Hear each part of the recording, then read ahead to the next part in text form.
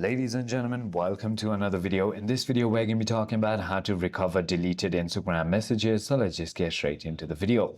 The first thing you want to do is simply go ahead and open your Instagram application.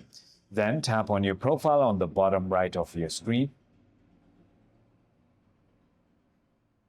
Finally, tap on the top right triple lines icon. And this is where you want to simply go ahead and tap on Account Center.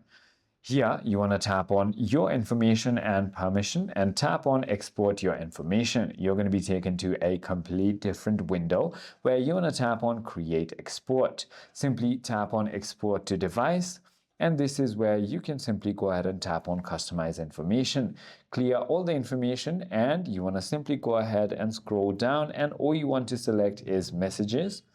You can also clear personal information, also the connections, and also logged in informations, and finally clear all of these down over here, as you can see.